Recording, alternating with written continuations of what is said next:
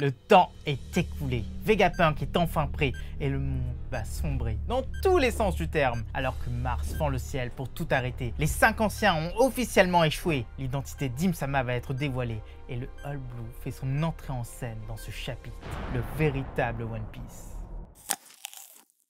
Voici la review du chapitre 1113. Et clairement, il est juste génial. Il apporte des informations sur des informations et énormément de théories sont à faire sur celui-ci. Tout le monde a son avis, tout le monde a son opinion et c'est normal donc donner tout ça en commentaire. Clairement, c'est un tournant dans One Piece, l'arc Egghead, et il devient le meilleur des arcs. On le dit, on l'affirme et dites-nous en commentaire si vous êtes d'accord ou si vous ne l'êtes pas. En tout cas, allez, c'est parti. Cette semaine, petite page de couverture avec le All-Star du Shonen Jump actuel. C'est assez sympathique, Luffy est au centre, au milieu, bien plus gros que les autres, ce qui est normal. Et par contre, on a du JJK, on a du My Hero Academia, deux mangas qui, eux, font la gloire également du Shonen Jump, moins que One Piece, effectivement. Et malheureusement, ils vont très bientôt finir. Ils sont sur leur saga finale également. Si One Piece finit, My Hero Academia, Jujutsu Kaisen, c'est un peu compliqué pour eux. Et qui dit page de couverture, dit page couleur. Et One Piece a une très belle page de couverture. Ça se voit qu'Oda s'est remis de son opération des yeux. Et franchement, la qualité, elle est là. C'est Robin qui joue aux échecs avec les Mugiwara. C'est juste magnifique comme image et tout correspond plutôt pas mal. Les pions, oh, Chopper c'est un peu particulier mais c'est tout mignon, il y en a plein. Les cavaliers, les tours et les fous. Et les fous, c'est assez étonnant. On a Usopp et Brook, ça correspond plutôt pas mal mais ils sont plutôt habillés comme des papes. Ce qui rend pas mal du tout. Par contre, Nami en reine, c'est sympathique parce que c'est bien la reine de l'équipage, mais n'oubliez pas que la reine c'est la plus forte des pièces du jeu d'échecs et Nami c'est pas la plus forte. Donc c'est un peu particulier. Et Luffy est le roi. Ça correspond totalement au roi des pirates, ça c'est certain, c'est le roi de l'équipage, on en est certain. Sauf que le roi au jeu d'échecs, eh ben il sert pas à grand chose. Il attaque jamais. Alors que Luffy lui, il est toujours dans l'attaque, il est jamais dans la fuite. Il y a un petit biais, mais ça correspond à un minimum. Première page du chapitre. Mars entre dans le Punk Record. Il observe la chose la plus étonnante qu'il ait vue de toute sa vie. Le vrai Vegapunk est en face de lui. Le cerveau le plus grand du monde, aussi grand qu'un immeuble. Et face à cette chose, il se pose la question de l'existence de la mort pour Vegapunk. East Blue, village Fuchsia. Mary, Kaya et les 3 membres de l'équipage Usopp attendent la diffusion en discutant de la légende Vegapunk. Grand Line, Cap des Jumeaux. Crocus et Laboon sont totalement silencieux. Baltimore, l'île natale de Vegapunk, est très fière de dire que cet homme vient de chez eux et il parle même de la catastrophe Frankie. South Blue, l'île d'entraînement de Chopper, relativise l'importance de ce Vegapunk, car oui, il a aussi fait énormément d'armes. La ruche. Même sur l'île de Barbe Noire, certains essayent d'écouter la diffusion. Ça y est, le monde entier est enfin prêt. Dans le Punk Record, Mars n'arrive pas à arrêter la diffusion. L'escargophone qu'il vient de détruire était un leurre, alors forcément il s'enrage et il s'envole. Le chapitre commence incroyablement bien, on voit exactement ce que Marcus Mars avait vu au précédent chapitre. Et c'est bien le cerveau de Vegapunk. Ça c'est validé, il n'y a pas de souci. Nous on avait deux théories, soit c'était le cerveau de Vegapunk ou alors c'était tout simplement un clone de Vegapunk qui était présent pour sécuriser les lieux. Un autre satellite. Sauf que non. Après, c'est pas exclu que dans la suite, il n'y en ait pas un autre qui débarque. Mais là, le cerveau en lui-même, il est juste incroyable. Il est énorme. Il est aussi grand qu'un géant. Marcus Mars, lui, il est quand même très grand. On le voit dans ce chapitre, le Gorosei sont des personnes qui ont une certaine taille. Et là, ce cerveau, il est juste énorme face à lui. Ce qui rend la chose incroyable. Par contre, nous, ce qu'on attendait, c'était juste le cerveau, sans la peau, sans le crâne, qui était juste à l'intérieur, qui complétait l'ensemble du Punk Record. Mais non, ce n'est pas ça. Peut-être que ça aurait été un peu trop choquant de voir ça comme ça. Et donc, on a cette solution qui n'est pas plus mal. Mars parle d'autre chose. Il parle en fait de mort. Est-ce qu'on peut encore parler de la mort de quelqu'un quand il est dans cet état-là? Est-ce que la conscience est à l'intérieur de ce cerveau? La réponse est sans doute oui. Mais la vérité derrière ce monologue, c'est que la question de l'immortalité est posée. Vegapunk n'est pas immortel. Son cerveau est présent. Son cerveau est alimenté en sucre, en nutriments, en tout ce que vous voulez, en oxygène, mais tant qu'il est à l'intérieur et tant qu'il est protégé, les cellules vont se renouveler quasiment à l'infini. Mais s'il est abîmé, si l'alimentation est arrêtée, c'est fini de lui. Alors que les membres des 5 anciens, eux, c'est totalement différent. C'est pas du tout la même chose. Eux sont immortels, ils se régénèrent peut-être pas à l'infini, mais on a vu qu'ils étaient capables de se régénérer. Et ils ont l'air très vieux. Ils ont l'air de ne pas avoir changé depuis des centaines d'années. Donc évidemment, ici, on éveille un petit peu notre curiosité sur qu'est-ce que c'est et quelles sont les formes d'immortalité qui existent dans One Piece. Brook en tient déjà une couche, ça c'est certain. D'ailleurs, on fait un petit résumé sur le cerveau de Vegapunk. Il a énormément grossi, tout simplement car il est parti à Ohara et il a accumulé toutes les informations qui étaient présentes sur place. Et donc, évidemment, son cerveau a doublé, triplé, quadruplé de volume et est devenu bien plus grand qu'un géant. Le petit tour du monde, il est très sympathique, il met bien à l'aise, on voit pas mal de personnes et c'est très agréable. On commence à Ice Blue, on passe par North Blue, on voit un peu de Grand Line, on voit même Crocus qui attend tranquillement et on se demande si lui, il sait que Vegapunk connaît des choses sur l'histoire de ce monde ou alors juste il est là et il se dit « Oh bah je vais écouter, écoute, ça me sort un peu de ma solitude, je parle à une baleine toute la journée donc là ça va me faire plaisir d'entendre quelqu'un d'autre parler, d'entendre un truc, un événement mondial, ce serait pas con. » La surprise serait vraiment génial. Et par contre, ce qui est très étonnant, tout le monde pense à une seule chose.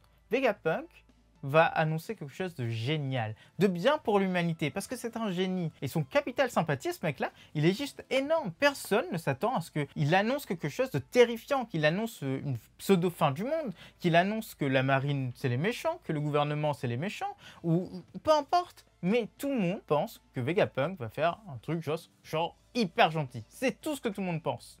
Et on trouve ça génial. Mais ils vont tomber de haut. C'est pas comme l'annonce de Roger ou comme l'annonce de Barbe Blanche. Là, ce sera sans doute une chose comme le One Piece existe, évidemment. Mais tout le monde s'attend à quelque chose de bien. Et comment est-ce qu'ils vont le prendre?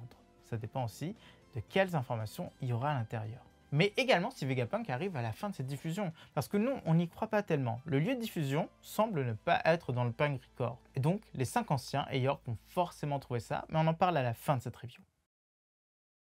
Des 4 coins de l'île, les membres du Gorosei comprennent que la situation est irréversible. Mars annonce ne pas avoir réussi sa mission. Personne ne peut deviner ce que Vegapunk va annoncer au monde. Mais ils savent au moins une chose, c'est qu'il a récupéré toutes les recherches d'Ohara, donc il va très certainement venger les chercheurs de celui maudit. Sur les berges, Sanji arrive avec un objectif, sauver la petite Bonnet, et il frappe Nazuro. Les personnes âgées, lui, il n'en a rien à faire. Ici, c'est un combat de pirates. Et soudain, il se fait happer par l'ennemi. Nos 2 géants arrivent en courant, Oimo et Kashi. Bonnet décide alors de changer son passé et se présente sous sa forme de géante pour attaquer Nazuro. La situation devient plus que confuse. Pendant ce temps, le monde entier est concentré sur la diffusion de Vegapunk. Il explique que si la diffusion commence, eh bien c'est qu'il est déjà mort. César forcément s'enrage, Morgan également. Mais lui par contre, il voit surtout que le monde va pouvoir se passer de la presse papier.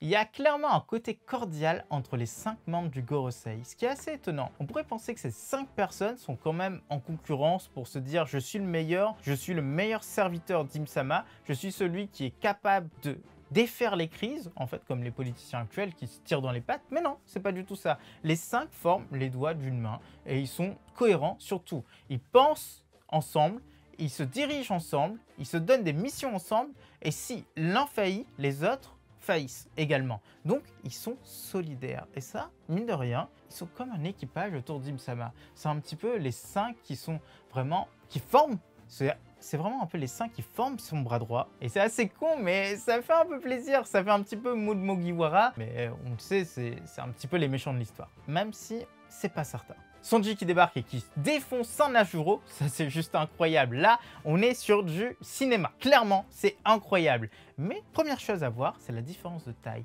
Sanji, il est extrêmement petit contrairement à Najuro. Est-ce que Najuro, c'est parce qu'il est en forme hybride que ça se passe, ou alors c'est réellement parce que cet homme est juste énorme. Les membres du Gorosei, on les a toujours vus dans une salle. On a vu Akainu une fois pas très loin, mais leur taille, on n'y connaît rien en fait.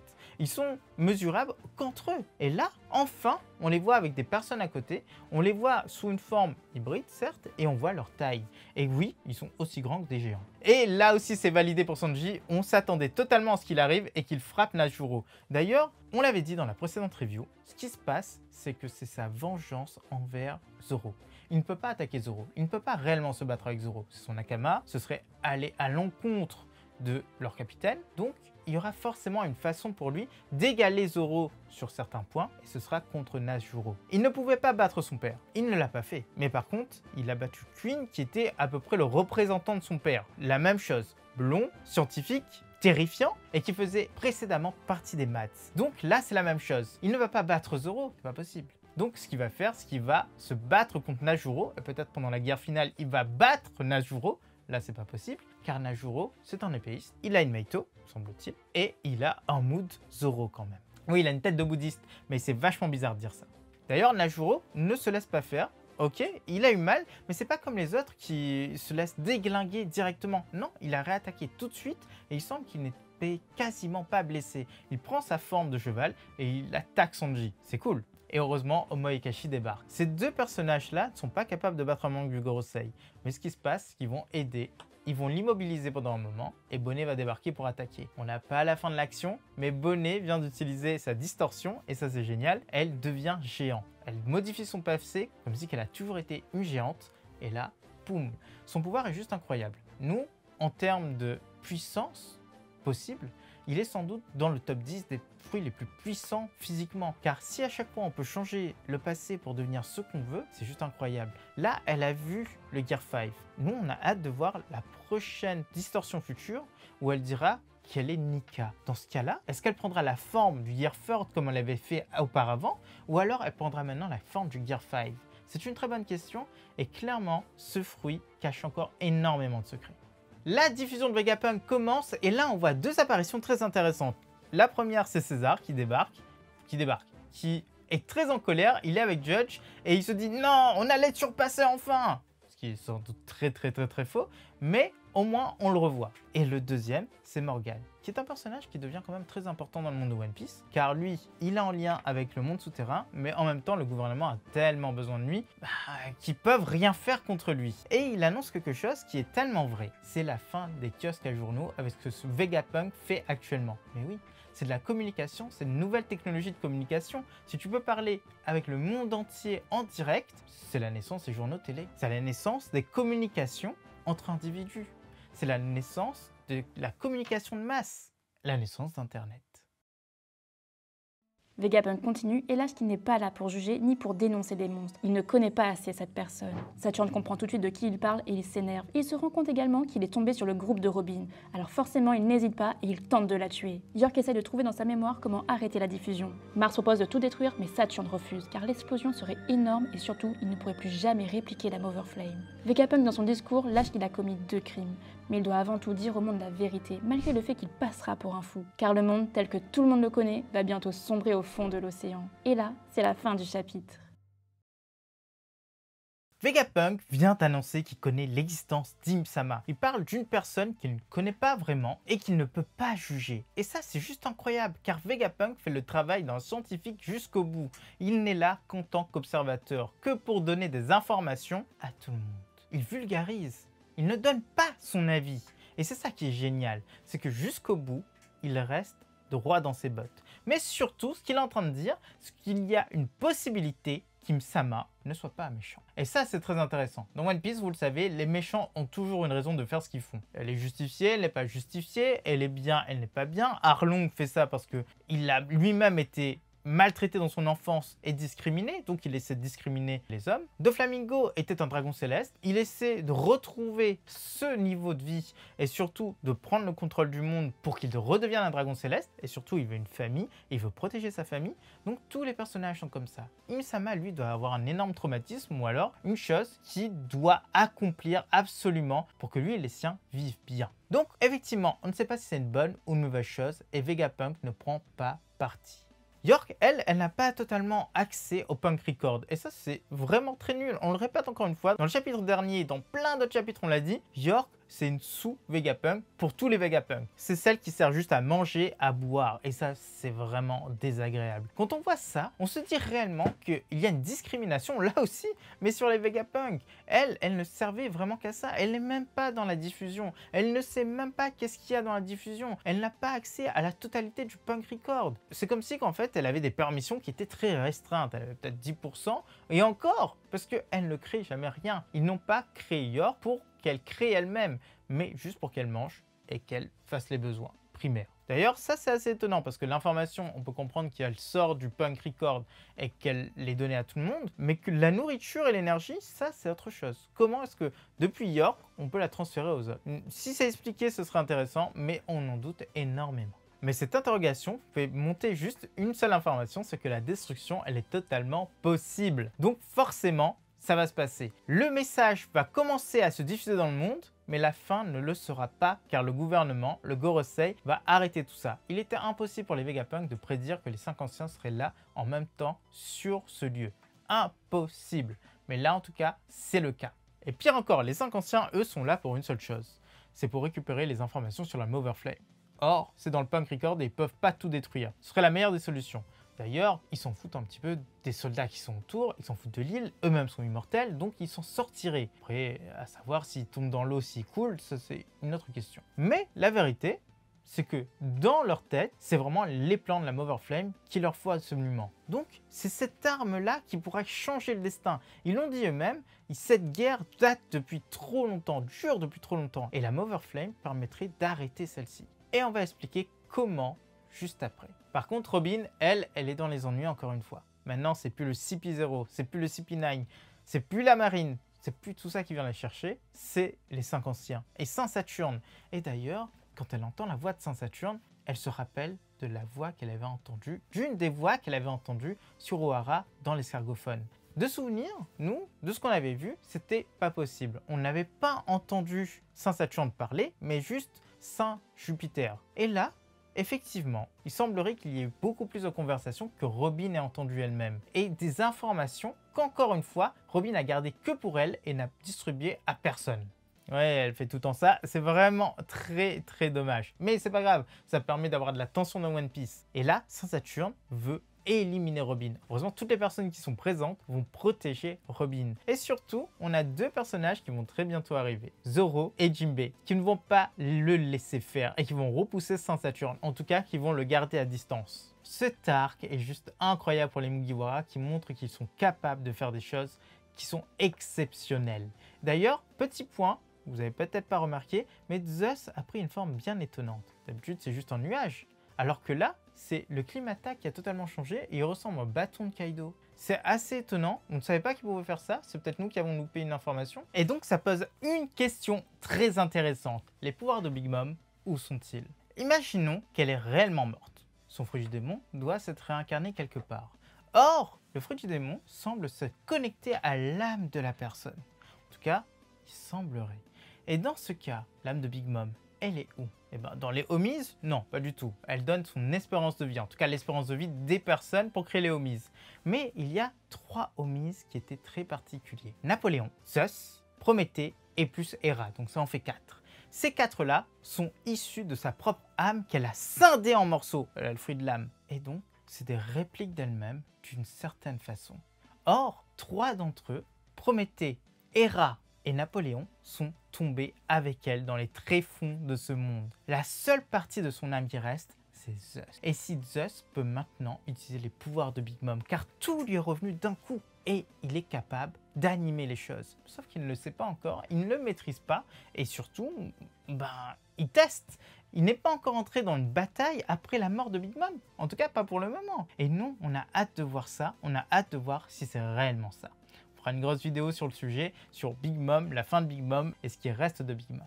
Et enfin, la très grosse révélation de ce chapitre, c'est les mots de Vegapunk. Et comme on l'avait dit, à la fin de ce chapitre, on l'avait dit au chapitre dernier, une grosse révélation va être faite. Mais tout le monde le savait, et ça, c'est très bien. Et ce qui est dit, c'est que le monde va se retrouver sous la mer, submergé. Étonnant comme prédiction. Mais la réalité, c'est que c'est fort possible. Et la raison derrière tout ça, c'est la Mother Flame. Car si le gouvernement crée d'autres Mother Flame, c'est pour une raison. C'est pour aller détruire certains points qui les gênent. Par exemple, Wano peut être détruit par la Mother Flame, Elbaf peut être détruit par la Mother Flame, Amazon Lily, l'île que d'étrave, Baltingo, la ruche, les territoires de tous les Yonko, et donc, bim, plus du tout d'opposants. Avec une armada de ces armes qui détruisent tout sur leur passage. Sauf que quand Lulusia a été détruit, le narrateur dit une chose très intéressante. C'est que le niveau de la mer est monté de 1 mètre. Tout simplement car c'est un flux et un reflux. Et le choc a fait que le niveau de la mer est monté. Et là, si on utilise énormément de Mother Flame, évidemment, l'eau monte partout. Et le monde risque de se retrouver submergé. Bien sûr, ce n'est qu'une théorie, et une théorie qui va bientôt sortir sur la chaîne. Et voici les petites prédictions pour le prochain chapitre. Numéro 1, Vegapunk explique ses dires et annonce que le gouvernement va attaquer le monde bientôt grâce à la Mother Flame, une de ses créations, qui était censée changer le climat, mais qui a été surutilisée par le gouvernement. Numéro 2, les péchés de Vegapunk sont révélés. Le premier n'est autre que le fait de produire des armes. Numéro 3, York trouve une solution pour arrêter la diffusion et dit avoir besoin des 5 doyens pour ça. Sans doute qu'il y a 5 transmetteurs à détruire sur cette île. Numéro 4, les doyens se dirigent vers l'objectif et laissent partir les Mugiwara. Ils ne sont plus la priorité. Et enfin, la diffusion est coupée, juste après une dinguerie de la part de Vegapunk. Des mots qui vont changer le monde à nouveau. Et voilà les Nakamas, c'est déjà la fin de cette vidéo. On espère que ça vous a plu et on espère que cette analyse était assez complète pour vous. Sinon, vous pouvez tout dire en commentaire. Et bientôt, il y aura plein de théories sur la chaîne. Mais surtout, à partir de la semaine prochaine, on fait le nouveau format, c'est-à-dire qu'on parle d'autres mangas également. Donc, restez à l'écoute. À bientôt.